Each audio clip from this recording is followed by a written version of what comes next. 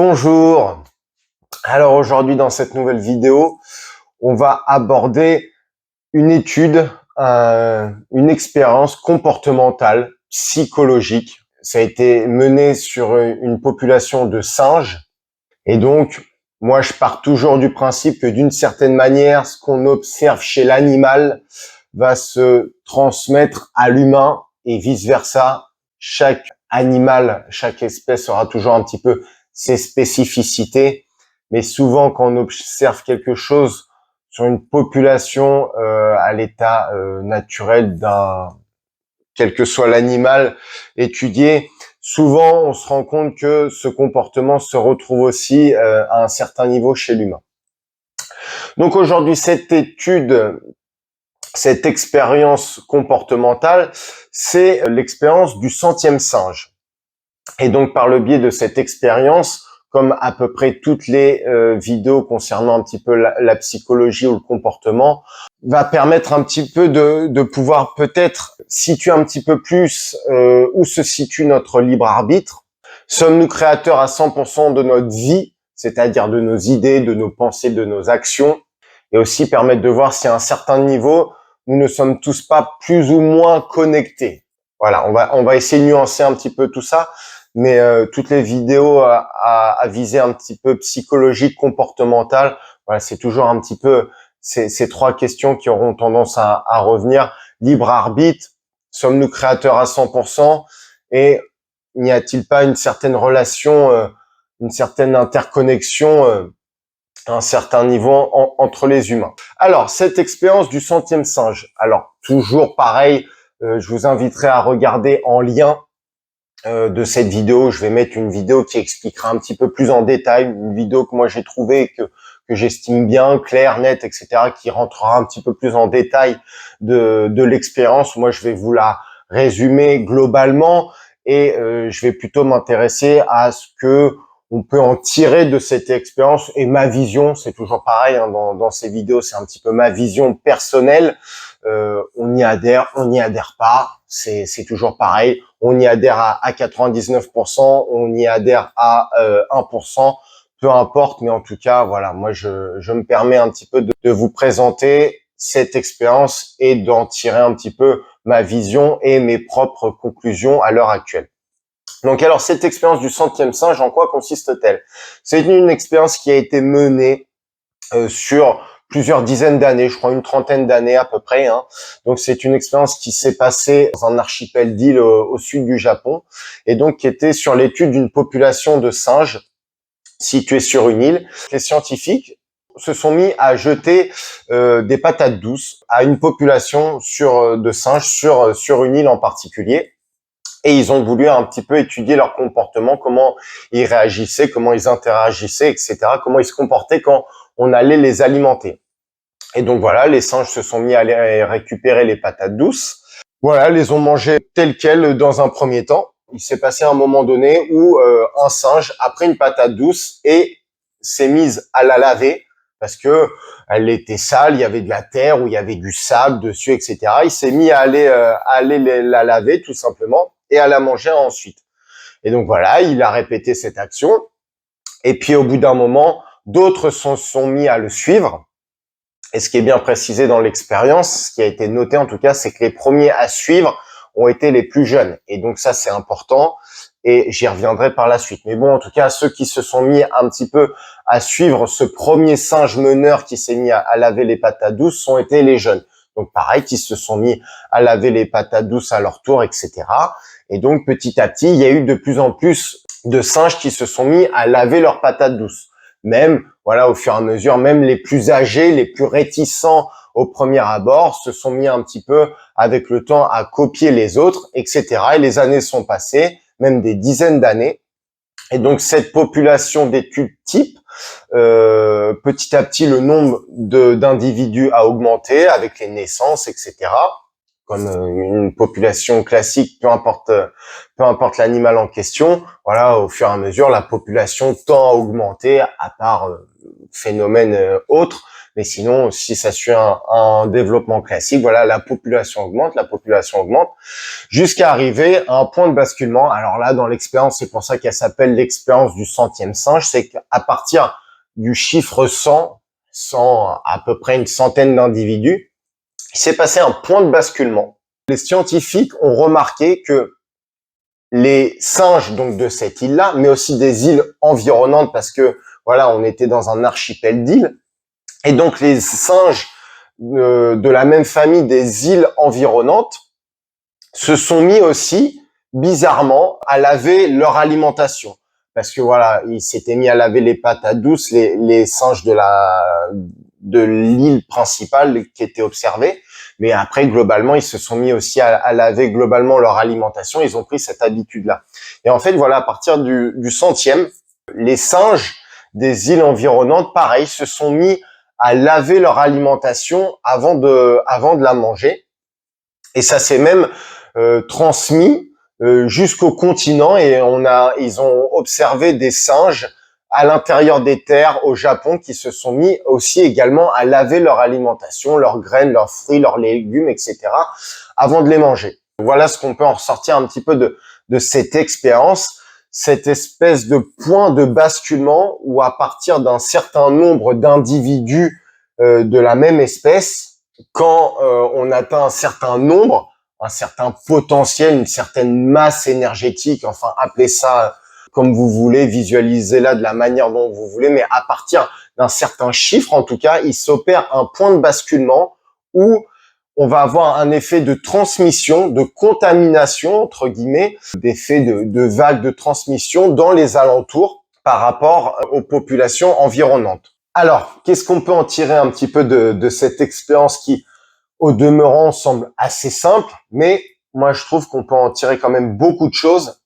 Et il y a beaucoup de choses intéressantes que je trouve qui poussent un petit peu à la curiosité. Déjà, première chose, c'est que, d'après, si on suit l'expérience, très peu de gens sont novateurs. Beaucoup de gens font les choses par imitation, parce qu'ils voient un autre le faire. Il y a toujours un premier, mais très peu sont quand même créateurs. Beaucoup sont plus imitateurs et suiveurs. Voilà, moi je le dis très clairement, hein, moi je n'invente rien, je répète, j'ai beaucoup regardé, j'ai beaucoup écouté, mais voilà, je n'ai pas cette prétention de me dire que je suis créateur ou novateur de quoi que ce soit. Je fais simplement reprendre des choses déjà connues et assez classiques, avec ma propre interprétation par contre. Voilà, ce qui est propre à chaque individu. J'y mets avec mon passé, avec mon vécu, avec mes expériences, avec ma sensibilité propre. Voilà, j'en tire quelque chose de peut-être nouveau de ce côté-là. Tout ce que je ressors, c'est quelque chose, voilà, qui est déjà très connu à la base, ou en tout cas qui est connu.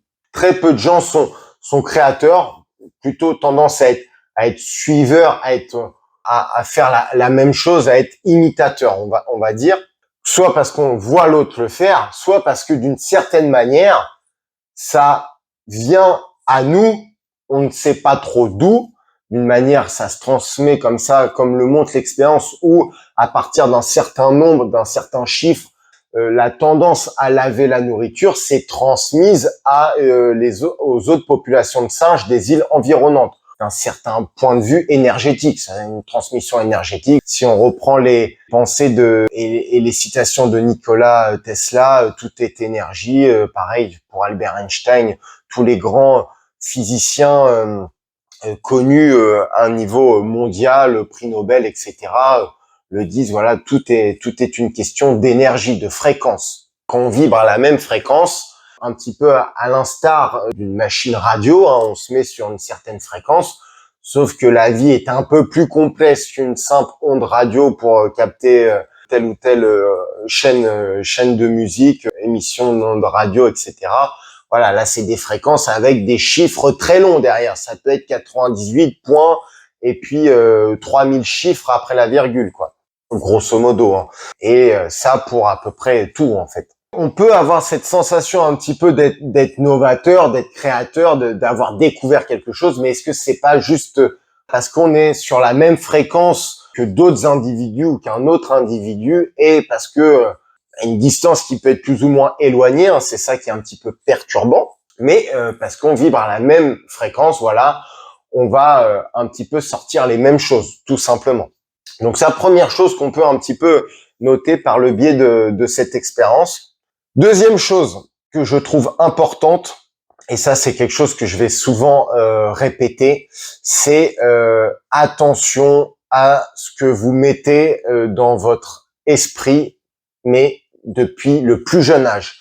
Comme c'est dit un petit peu dans cette expérience, et vous le verrez plus en détail dans la vidéo en lien, c'est que les premiers qui ont suivi le premier singe à le faire, ceux qui ont été le plus facilement influençables avec les bons et les mauvais côtés, ça a été les plus jeunes, en fait. Faire attention dès le plus jeune âge à ce que vous mettez dans la tête des enfants, de vos enfants ou des enfants que vous pouvez côtoyer, que ce soit par l'aspect visuel, télévision, que ce soit par l'aspect auditif ou même dans votre manière de vous comporter, dans votre manière d'être, dans votre manière de communiquer, parce que voilà, les enfants sont, et on le sait maintenant, à un niveau de fréquence étant petit où leur cerveau est très malléable et absorbe un petit peu tout ce qu'ils ont dans leur environnement, quel que soit le sens stimulé, on va dire. Tout dépend aussi, pareil, du sens qui va être prioritaire chez eux. Quels sont les sens prioritaires chez les enfants en question?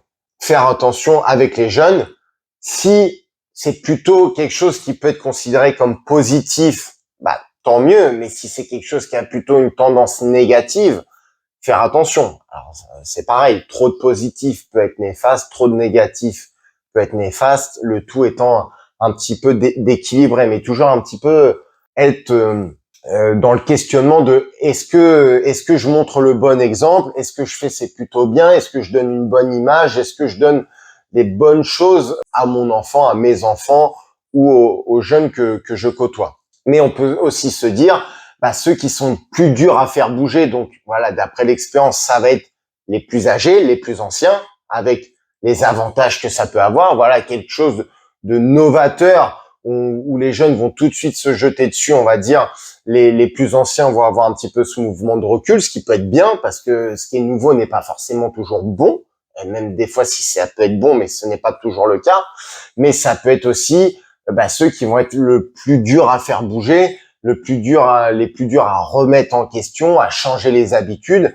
Toujours pareil, avec les bons côtés que ça pourra avoir et avec les mauvais côtés, avoir un petit peu tendance à être dur à faire bouger, hein, un petit peu comme un bateau. Plus le bateau est gros, hein, et là ce serait plus la personne a de l'âge, plus la personne est ancienne, plus elle a de conditionnement, plus elle a d'habitude, plus elle a de comportement ancré, plus c'est dur de les faire bouger, un peu comme un bateau. Plus il est gros, plus c'est dur de le bouger, de le manœuvrer, de lui faire demi-tour. On pourrait prendre cette image-là.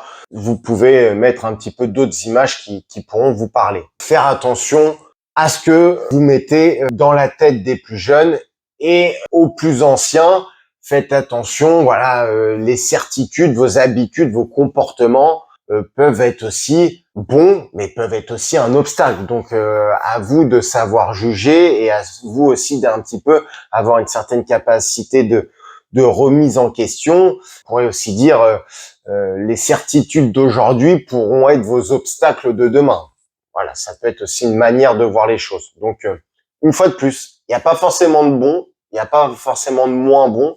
Chaque chose est différente et chacun doit un petit peu jongler en fonction en fonction de l'âge et en fonction de ses croyances et en fonction de son côté plus ou moins malléable, en fait, tout simplement. Et donc ce qu'on peut aussi en retirer un petit peu de ce côté de cette vidéo qui met en avant que les plus jeunes vont avoir un petit peu tendance à copier. Alors là, l'exemple fait de laver son alimentation n'est pas quelque chose qui peut sembler néfaste, même plutôt au contraire, c'est même plutôt positif. Mais ça met en avant aussi quelque chose d'autre, c'est que faire attention, comme je le disais précédemment, à ce qu'on va mettre un petit peu ou au modèle qu'on va prendre. On va imaginer une personne de connue, une personne de célèbre qui a de la notoriété parce que sportif de haut niveau, chanteur, acteur, personnalité publique, etc. Quelqu'un qui a de l'attractivité ou parce que voilà physiquement attractive ou intellectuellement attractive, une personne qui qui est suivi, qui est plébiscité, peu importe de la manière dont elle peut être plébiscitée, mais voilà, quelqu'un qui va être mis en avant par la société, faire attention, et ou qui peut être un modèle pour les jeunes ou pour les moins jeunes, peu importe, hein. Faire attention un petit peu à ça, et l'intention qui se cache derrière. C'est souvent ça un petit peu, quels produits ils veulent vendre, pourquoi ils veulent vendre ce produit-là, quels sont les intérêts, quels sont les conflits d'intérêts, etc., etc.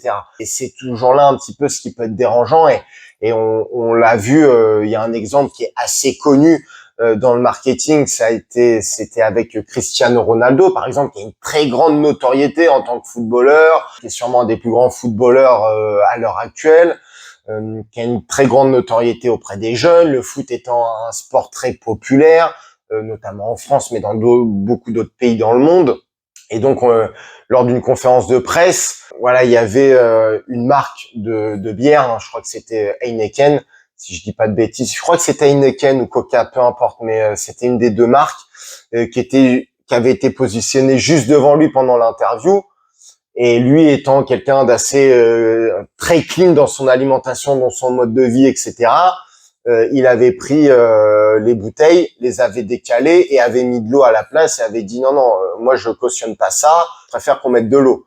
Et dans la journée qui a suivi, l'action dégringole, chute, etc., pour vous montrer à quel point certaines personnes dans le monde peuvent avoir un impact, peuvent influencer et peuvent faire perdre ou gagner des millions d'euros par un simple geste comme ça. Et maintenant, c'est quelque chose d'assez connu. Ça a essayé d'être répété par d'autres joueurs, mais bon, quand on n'a pas la notoriété de Cristiano Ronaldo, ça marche beaucoup moins. Ça fait même plutôt sourire.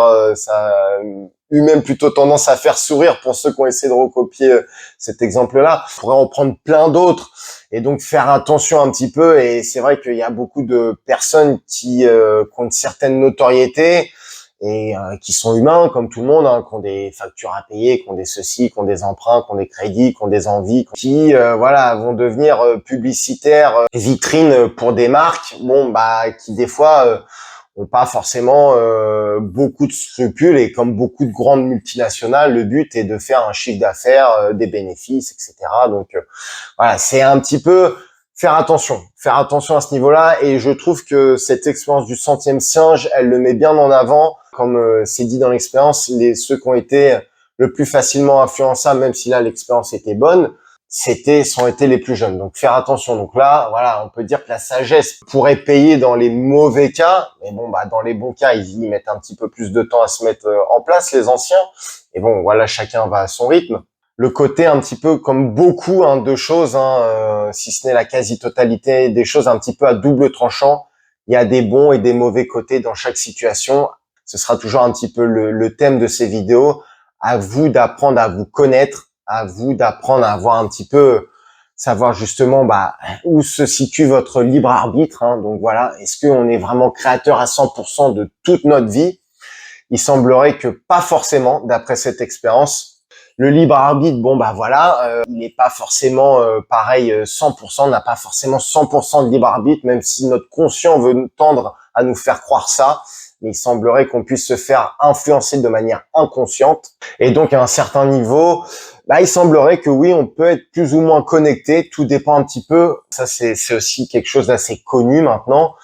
Tout dépend un petit peu de la fréquence à laquelle on émet, à quelle fréquence on est. Chaque humain a un petit peu sa propre signature énergétique, sa propre fréquence énergétique, et peut interagir avec des personnes qui ont une fréquence un petit peu similaire, etc., ou qui sont dans les mêmes zones. Et c'est ça un petit peu la particularité de l'humain, c'est que de son cerveau antérieur et de son cerveau postérieur, un cerveau reptilien postérieur et cerveau antérieur, donc celui plutôt de la conscience, de la pensée, etc., ce qui nous différencie un petit peu de la majeure partie des espèces animales sur Terre, c'est notre cerveau antérieur, nos lobes frontales, qui nous permettent un petit peu cette conscience supérieure. Alors avec pareil, supérieur dans le sens pas forcément mieux, parce que ça peut être, c'est aussi à double tranchant, malheureusement, donc ou heureusement, mais en tout cas voilà, c'est un petit peu ce qui nous différencie, c'est cette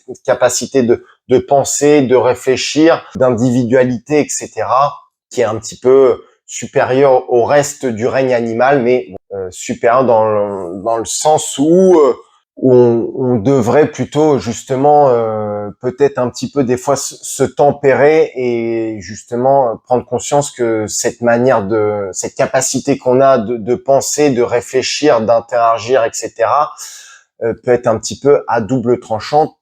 Tout dépend, comme à chaque fois, de comment c'est utilisé, quelles sont les intentions derrière.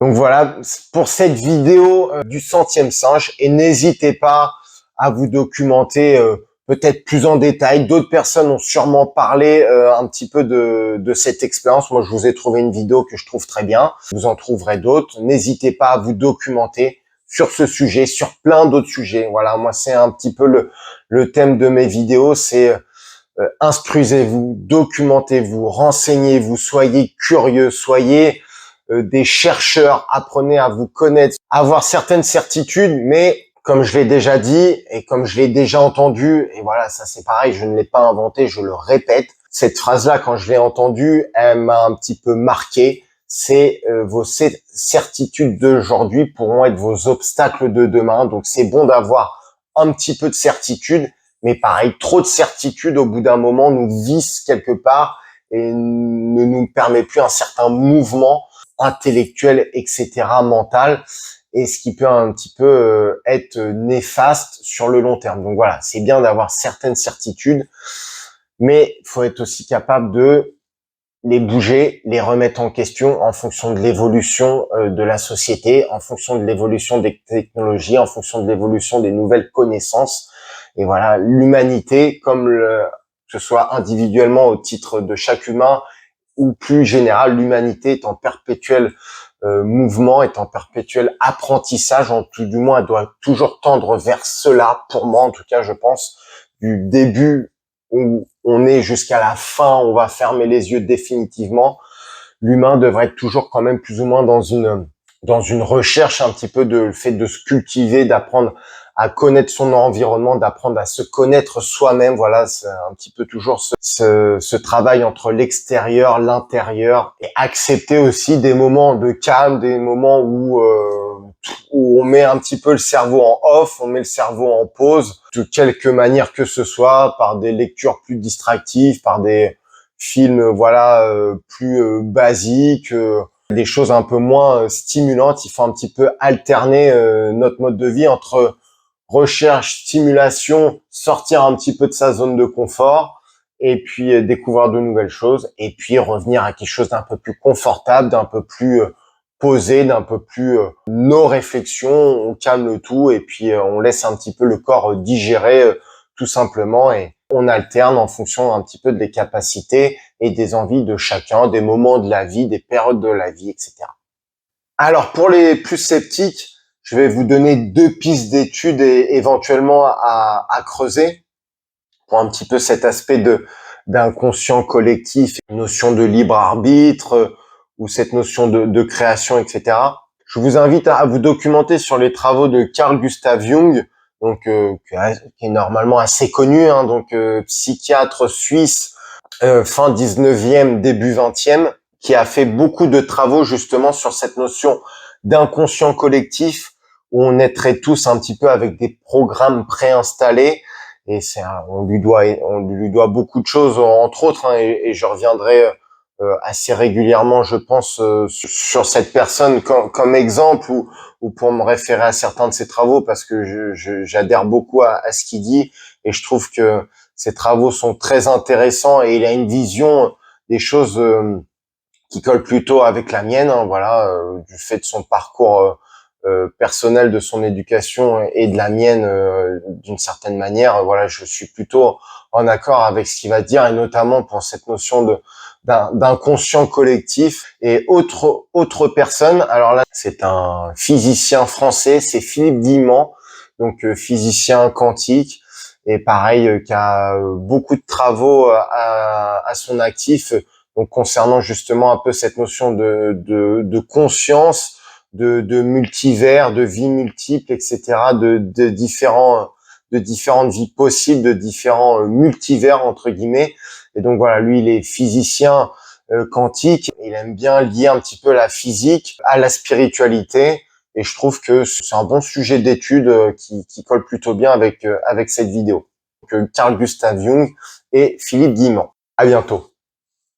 Merci pour votre écoute et comme le dit l'adage, qu'on parle de moi en bien ou qu'on parle de moi en mal, le principal c'est qu'on parle de moi. Donc n'hésitez pas à partager, à liker, à commenter, à interagir avec cette vidéo. Et pour les plus téméraires, vous pouvez aller faire un petit tour sur le Tipeee. Dans tous les cas, je vous dis à bientôt pour de nouvelles vidéos. Prenez soin de vous. Ciao, ciao.